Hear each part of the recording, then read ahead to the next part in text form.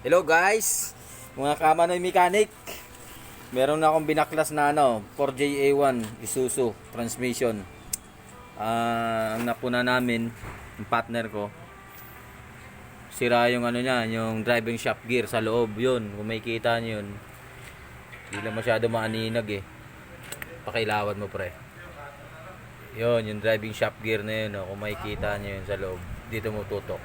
Yun, loob na yun. Sira yan. Hindi makita lang. Sira. Kinayod na siya. Ngayon babaklasin namin to. Ang daming halos papalitan. Old stock kasi itong transmission. Yan, tatanggalin namin yung isa-isa. Yan. Pa-welding. Ayan, isa pa yun. Naka-welding tong selector port.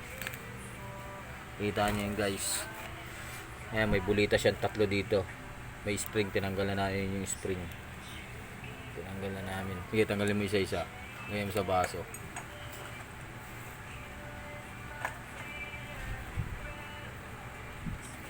Ayan, selector port. Checkin mo pre kung may tama.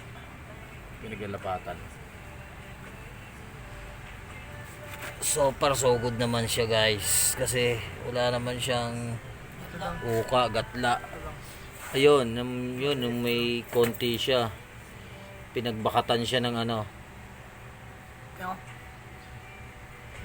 may konti siya. Ibig sabihin, Pwede pa naman yan. pwede pa yan. Konti lang. Kung may gatla siya, meron siya pinaglapatan dito na uminit na parte. Gawa ng walang gear oil yan. Tingnan mo nga. Tingnan natin kung meron siyang guhit. Guhit yan eh. Mark. Mamarker siya eh. Ito to. Yan o. Ay, ilalim lang portion niya. Wala yan. Wala yan. Konting lang yan. Yan guys.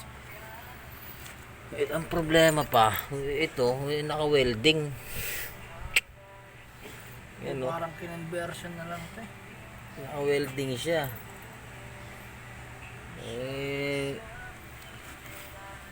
Abangan nyo guys, tututo ko yung video. Isa-isahin natin yan.